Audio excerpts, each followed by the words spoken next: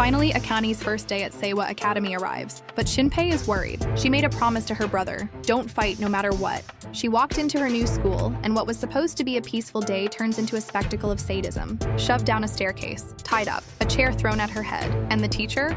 He just watched. Akane needs to make a choice, her promise or her honor. But what she didn't yet know was that there was more at stake. How far would you go when for the one person counting on you? Life keeps throwing curveballs at the Amamiya siblings, but Akane doesn't want to fight. Today is the day, Akane's first morning at the prestigious Seiwa Academy, and she can't even get out the door without her brother losing his mind. Don't cross on a red light.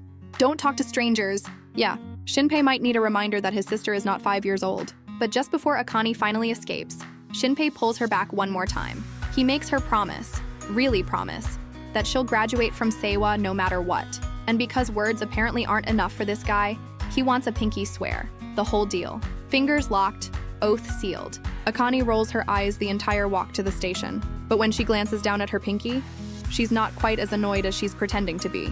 At the station, Akane catches her reflection and, okay, she has to admit it. The Seiwa uniform looks good. A couple of guys nearby clearly agree and try their luck. She shuts that down fast. Then she spots the Seiwa crest on her jacket, and something shifts. A quiet kind of pride. She earned this. But she should have been watching where she was going. Out of nowhere, a girl slams into her, hard, sending Akane straight to the floor. Before she can even process what happened, she notices the crest on the other girl's uniform. Same school. Great. And this girl didn't come alone. Her crew makes it worse, stepping all over Akane's stuff that's scattered across the ground. Maybe they didn't see it? Then one of them spits on Akane's notebook. Yeah, they saw it. Akane is burning. Any other day, she would have made them regret every single second of that. But she looks at her pinky. She made a promise. She swallows it. For now. On the train, it only gets worse. This group sprawls across the seats like they own the place, lying down, yelling, accusing random passengers of being perverts for daring to exist near them. It's going to be a long year. Meanwhile, back at Seiwa, the vice principal is already scheming. Again with this boring talk of being poor. She's had her eye on Akane since before the girl even walked through the doors, and her plan this time involves Professor Nekokawa. The deal is simple. If Akane causes any trouble, Nekokawa expels her on the spot. In return, the vice principal will introduce him to the wealthiest, most influential parents at the school, a golden ticket for his career. Nekokawa smiles, the kind of smile that tells you everything you need to know about a person. Akane arrives at her classroom and is greeted by the chubby, familiar face of Professor Onodera, the one who helped her during the entrance exam. He introduces her to Nekokawa, her homeroom teacher. Akane tries to be polite. She introduces herself. Nekokawa doesn't even look at her. He is hostile from the get-go. Akane and Onodera were speechless after being rudely ignored by the professor. But if the professor was cold during the introduction, the class proved to be very receptive to the girl. They're immediately fascinated by Akane. She walks in and the room lights up. Everyone except the 3 girls from the train, who look thoroughly unimpressed. The professor tells Akane to find an empty seat. She starts walking, and a leg shoots out to block her path. The monster girl, right there. First thing, demanding that Akane bow her head and ask permission to pass. The room goes tense. Everyone's watching. Akane doesn't bow. She doesn't flinch. She simply walks past her, like she isn't even worth the reaction. The class is stunned. Monster Girl is livid. She lunges, a full charge, screaming, and Akane sidesteps it so cleanly that her attacker crashes to the floor, legs in the air, in front of the entire class. The laughter starts before anyone can stop it. Monster Girl screams to silence the room, but the damage is done. And now, she's not just angry anymore. She's out for blood. Outside in the hall, Nekokawa watched the whole thing. He's very, very pleased with how this is going. During the break, a classmate approaches Akane with a smile and says the professor asked her to give the new girl a tour. Sweet, right? They end up on the rooftop terrace, and the moment Akane turns to take in the view, the girl mutters an apology and bolts. Akane realizes too late. It was a trap. One of Monster Girl's crew shoves her from behind. She tumbles down a flight of stairs. Before she can recover, a chair comes flying at her. She gets her arm up just in time to block it, but she's hurt, dizzy, and completely off balance. Then Monster Girl grabs her by the hair. Her crew ties Akane up with tape. Bound, surrounded, beaten down, the situation is as bad as it gets. Monster Girl is hungry for revenge, and she starts talking about a little tradition at their school. They call it the human steamroller of the stairway from hell, which is just a dramatic name for throwing someone down the stairs. And that's exactly what she does. She grabs Akane's head and slams it into the ground while she and the professor, who is watching from a few feet away, laugh like they've already won. Akane's mind starts to blur, but as she fights to stay conscious, something cuts through the haze. Shinpei's voice, his words from that morning. Graduate, no matter what. Monster Girl stomps on her head. Akane doesn't cry, doesn't beg. The fire in her eyes doesn't go out. But then Monster Girl goes further. She brings up Akane being an orphan. She implies that someone this poor could only have gotten into Seiwa through dirty money. That was the line. Akane headbutts her straight in the mouth. Blood. Everywhere. The crew is completely blindsided. One rushes in. Akane breaks her nose with a kick. She stares down the last one, who looks terrified, and makes her a simple offer. Untie me, and you walk away. The tape comes off. Now there's one person left to deal with. Akane turns to Nekokawa, who has been watching in silence this whole time, and tears into him. Is he really a teacher? Is this really what he does? She calls him trash, to his face without hesitation. He tries to throw his title at her. She doesn't care. He threatens to call her guardian.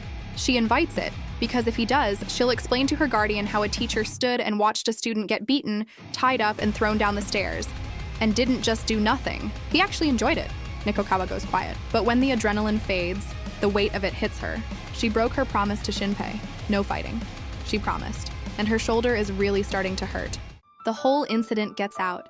Shinpei finds out, and when Akane gets home, she can hear him from outside, furious, screaming at her for being a savage in a pretty girl's uniform. Akane tries to play it cool. She sits on the couch with her Game Boy, deflecting. How bad could it really have been? Shinpei tells her, one girl's tooth, another girl's nose. Akane tries to make it sound minor. He's not done. He questions whether the promise ever meant anything to her, whether she even cares about graduating. And that's when Akane snaps back. If Seiwa matters so much to him, he should be the one going to school, not her. Something breaks in the room. Shinpei loses control and slaps her. Silence. The slap didn't hurt her body. It hurt somewhere much deeper. Through tears, Akane tells him she tried. She meant the promise. And then she runs out of the house into the pouring rain, leaving Shinpei standing there. He watches the rain fall. She left without an umbrella, but he couldn't do anything because he has a shift to get to. Across town, Mio is browsing the internet when the doorbell rings. She opens the door to find Akane, completely drenched, eyes red. Mio pulls her inside, sends her straight to the shower. From behind the bathroom door, Akane asks if she can stay the night. Mio says she doesn't mind, but asks if that was just another fight between siblings, which she confirms. Mio then says that they were hopeless.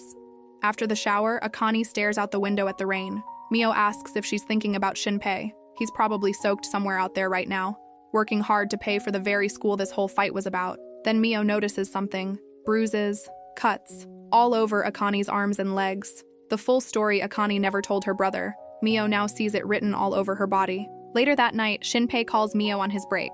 He just needs to know Akane is safe. She tells him yes, and then she tells him everything. The bullying, the ambush, the teacher who watched it happen, the names they called her.